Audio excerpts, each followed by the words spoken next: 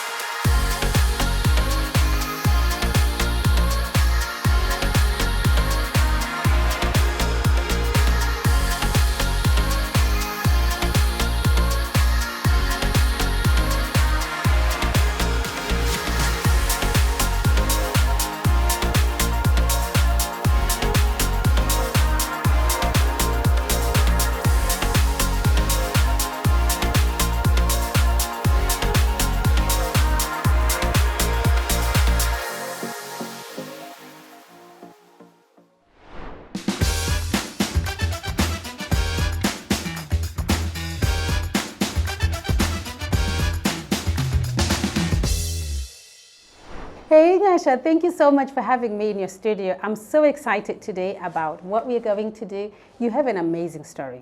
Thank you so much. And you have an amazing brand, girl. Thank you. Thank you for taking the time to come to our studio. Yeah, and so, right, so first things first, right? I'm going to put it out there. This girl has got this amazing studio. All these pieces you're going to see today are all made from scratch. Yet, I took a lot of time trying to find what I can find locally. So maybe that's a conversation for another day. But today we are going to hear, and I'm going to be wearing her clothes, and we're going to hear the story behind. So thank you so much for having me. So talk to me about the pieces you have. All right, so we prepared your order. The first being our Trini top. This is from our new Paradise collection, which is a resort wear collection.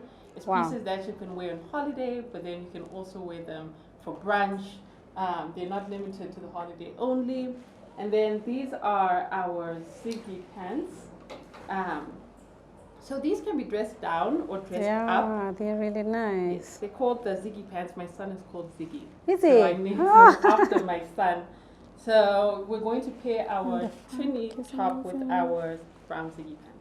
Okay, brilliant. So, and then you are going to book me a holiday as well to wear these outfits, right?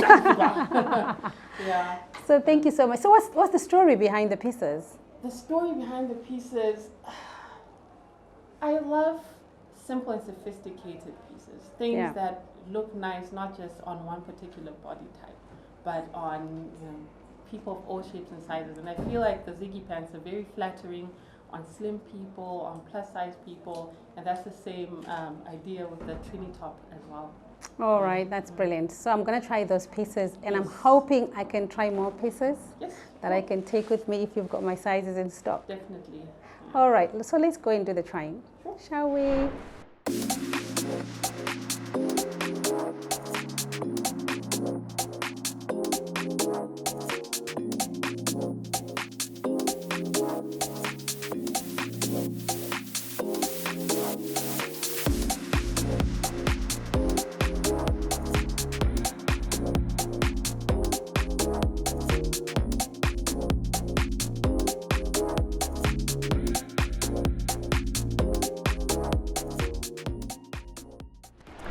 Thank you so much, Nyasha, for this amazing outfit. I really love it. Yeah, so we finally settled for this, guys. Now, you send your comments. What do you think? This is straight from Nyasha's stock. Anyway, yeah, so what I wanted to really find out from you, right, to really get to understand how you got here. You decided to start a brand that was focusing on sustainable clothing. And it's amazing how it's the timing where we are talking about climate change and stuff like that. So it would be interesting to understand, how did you get to that point of making that decision? So sustainability for me means two things. Firstly, I understand the devastating impact that fast fashion has on the environment. So our goal at nATAI is to create pieces that people will wear, love and cherish for years to come. That's why a lot of our pieces are made on order, in order to avoid, creating waste that ends up in landfills. Yeah. And secondly, sustainability for me means building a business that lasts. Absolutely. And that might involve building a strong team and coming up with strategies that will allow my brand to grow and flourish. Absolutely, and that's an amazing goal, right? Because right now we are faced with challenges of the climate change, and we're faced with challenges of fast fashion making a terrible impact on the environment. And it's amazing how people nowadays just buy clothes to go on Instagram. Nothing wrong with Instagram, and then they're never gonna wear them again. And I think I kind of agree with you on that one, because it's very important for us to contribute positively towards our environment. I totally agree.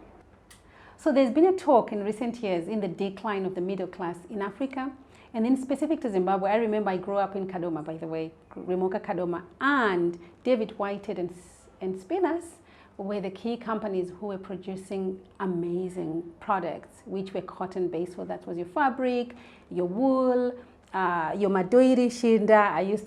I grew up doing that, and I can still do it today. And we don't have that now, right? So that means that for your production, you have to figure out how you are gonna find your sustainable fabric or raw materials for your production. And you also have to remain environmentally friendly. And I'm just wondering, how do you do it? Because as you do that, that means cost is going up. So how is this working for you? I think that pricing as a designer in Zimbabwe can be a challenge, especially considering the state of the economy. Yeah. So, people don't have the money to spend on luxury pieces or expensive pieces, no matter how ethically or sustainably they're made. So as a business owner and a designer, I really had to just zero in and focus on a specific target market that understands and appreciates the work that we are doing. And so we end up making beautiful pieces that speak to them and that they feel are worth spending money on.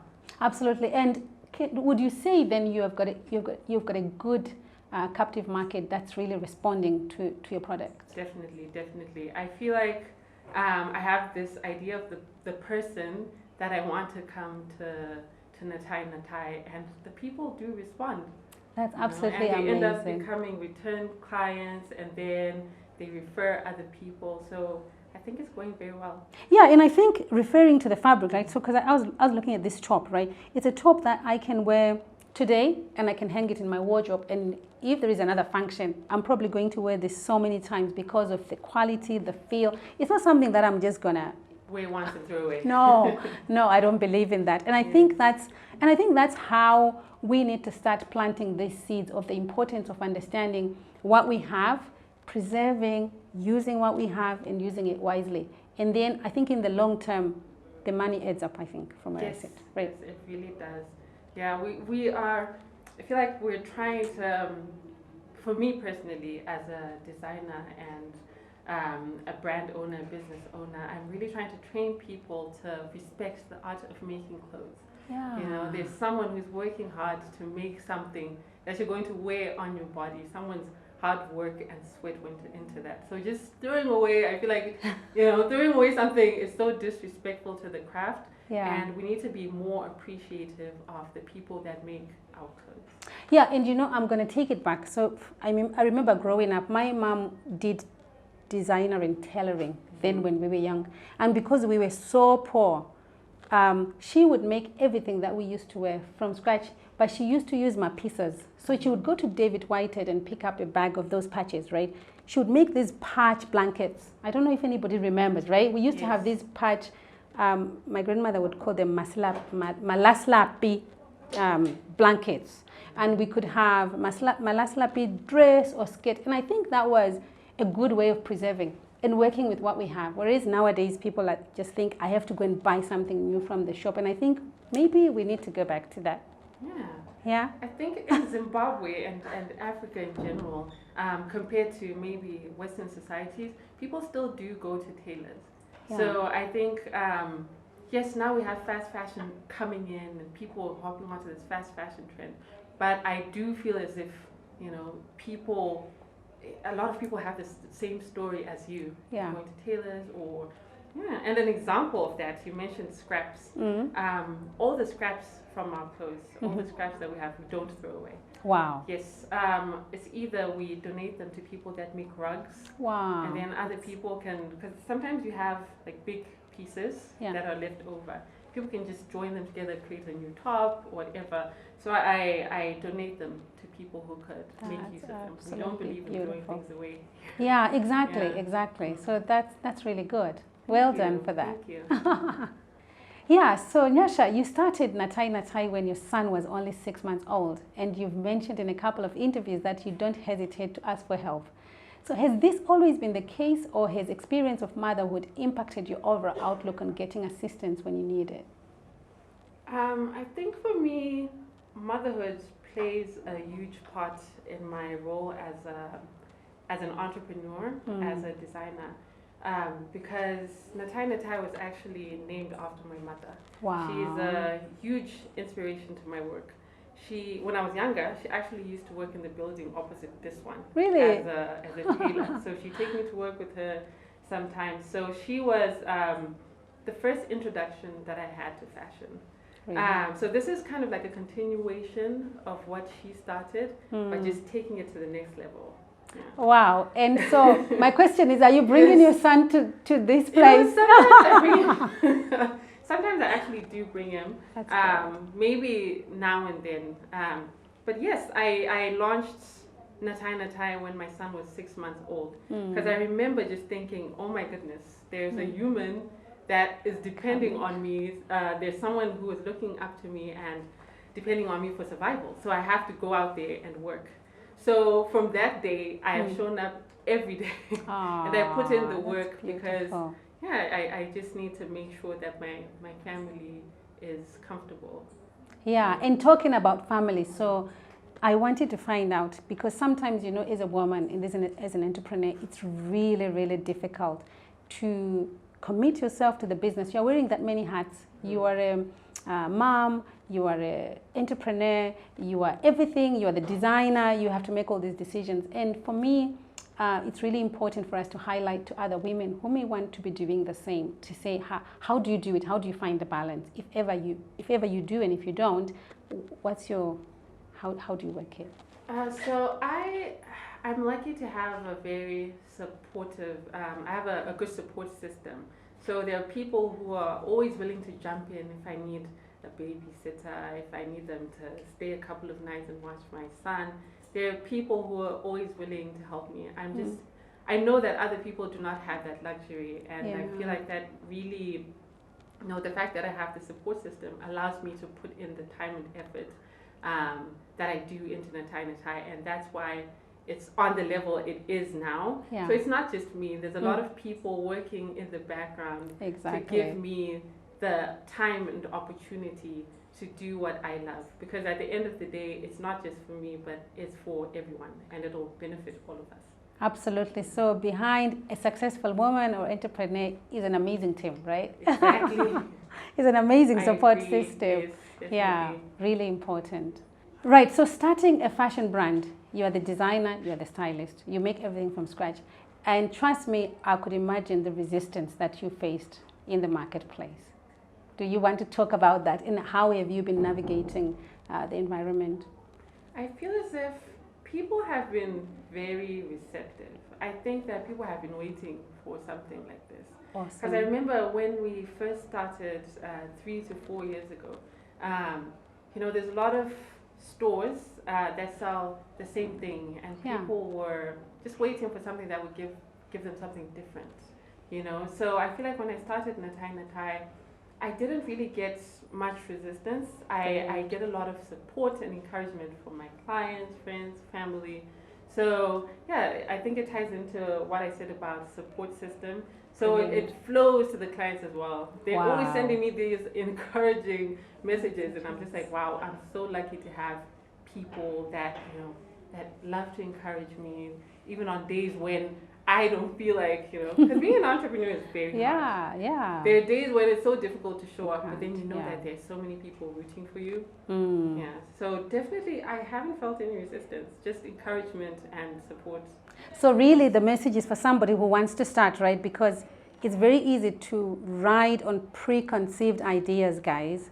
That's why I wanted to bring this point, because a lot of people will say, oh, I'm going to start this, and in Zimbabwe, and things are hard, and it's like this, and it's like, you've got all these excuses here that you never get to start, and only to realize that when you start, you're actually doing all right, right? There's actually somebody who needs this. So if you're listening on the show and you've been having an idea and you've been sitting on it, you need to jump on it, because there is somebody out there waiting for whatever you have, right? You have this thing and somebody wants it until you do it. Exactly. So is your story. And you never know until you try. Yeah. You know, if it just stays in your mind, you won't know. So just do it and show up every day, and then you'll start to see results. Yeah, and when you look back, what would you say have been your biggest challenge, and what would you say would have been your biggest win?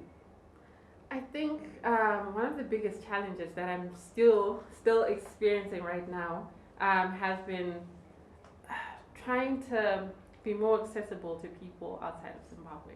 Right. I know that there are people interested in my products that are beyond our borders, but shipping costs are just ridiculously expensive. So that's something I'm still trying to figure out, like how do I work my way around this. So still working on that. Hopefully something happens soon. And then my win, I feel like just, you know, the support that I'm getting. Wow. You know, the clients that I get that are willing to spend the money that they spend on my clothes. Sometimes I'm just like, this is incredible. Wow. Like I you know, people love my products so much, and for me that is a win.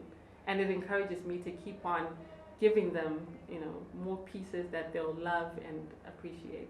And I think that sometimes maybe we are putting this show, right, this interview, this talk, this is going to put it out to the world, and you never know who's going to come. But I think that the world is a global marketplace now, and there are people who are out there who needs exactly what you have. It's just figuring the how. You know, exactly. how do we get nATAI onto Amazon? How do we get nATAI onto Etsy, onto Shopify, onto Google, onto everywhere? And as we do those baby steps, you will get there. So I'm sure somebody's listening. Hey guys, from Ghana, wherever you are, please be sure to buy the products from nATAI. And I think that on the point of looking at our wins, sometimes it's very easy for us not to appreciate the little that everybody else is putting. And I think you are amazing, because you're working from a place of gratitude all the time. And I think that gratitude just flows into everything that we are doing. So that's an amazing outlook to life that you have. Yeah, so Nyasha, one of the challenges that you speak about is people getting to use your website for orders. Why do you think that was a challenge for you, and have you managed to overcome it yet? I think that in Zimbabwe, in general, people are used to having a one-on-one shopping experience. They like that personal touch. So even though they know that I have a website, they prefer messaging me on iMessage or WhatsApp, because they know I'm just a text away. So even though I have this website with all this information, they'd rather just communicate with me directly. So I've really had to learn to kind of meet them in the middle and not try to force them to do something that they don't want to. So I allow people to order via text. And then I've created this order guide that redirects them to the website. So it kind of like trains them to start using the website, and then they can always just complete the order on WhatsApp. But the reason why I'm training them to use the website is so that they make quicker and more informed decisions, so that they don't have to wait for my response. So yes, I feel like in Zimbabwe, people love to talk to a human. The websites can feel a little inhuman, a little cold. So they want to know who they're talking to and if they can come to the studio and feel the fabrics. They just want that personal touch. I think we all do, I really think so. But I think technology comes to help us in terms of the scale that you are talking about, because if you are going to be scaling into, let's say, 12 countries to start with, that would become super hectic, right? So it's about understanding, I guess, the tools that are applicable to each demographic. And what I found with Zim is that WhatsApp is their #1 method of communication, right? Exactly. So I think you are doing amazing with what you're doing with it. It's just trying to then look at other tools that you can still add onto your automation. You could automate some of the processes on your WhatsApp so that when a customer comes, you are redirecting them to the website, but you could have that chatbot in the background that could be automatically answering them on WhatsApp, and that would give them a feel that you're the other side. And I think just adding on those tools. And then I also think that connectivity is an issue in Zim, right? Data is super expensive here. So I think, good website, brilliant and amazing, but understanding the needs of the marketplace. So I think WhatsApp is a good tool that you can add further investment into. I think it will work amazing. Yeah, I agree. Like, data is very expensive in Zimbabwe. So I know there's data for WhatsApp. So someone might not have data to go on the website, but they have data to order on WhatsApp. So we really just have to meet in the middle. And then once I scale to other places, we just work with, a website or understand what tools those markets, because I think there are so many tools that are coming up now, and it's just really investing in more of them, and I think you'll do amazing. So thanks for the tip. So what's your definition of success, and how would you measure it for yourself?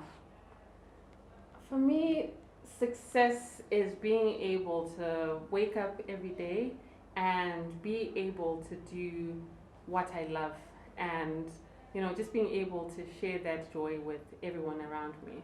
So this means that I would love to see my team live comfortably, just knowing that I'm able to help them live the lives that they dream of. Success for me is contributing to my community, to my local economies, and just building a legacy for my family.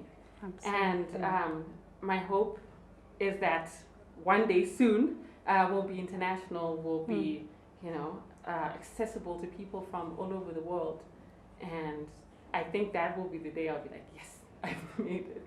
Wow, that's absolutely amazing. I always say that as we live our lives, we are leaving a print, right, on the planet Earth. And I have always believed, and I'm a strong believer of a stronger purpose that is beyond the money or everything that we do. And I think the fact that we are also, remember, part of history, those who are coming ahead of us are going to have to feed off what we are doing now.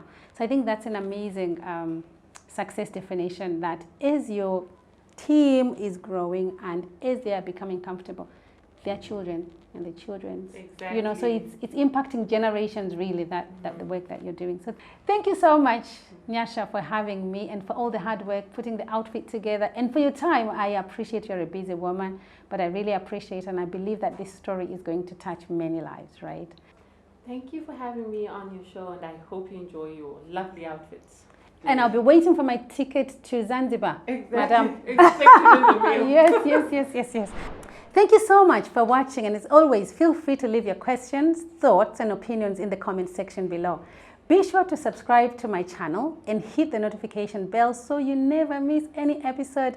Thank you so much to nATAI team, and you can find them on their social handles. They have got an Instagram account, they have got a website where you can place your orders, and I really hope that you support them and get these amazing pieces, and let's get Zimbabwe retail going. Thank you so much, guys. See you in the next episode. Bye-bye.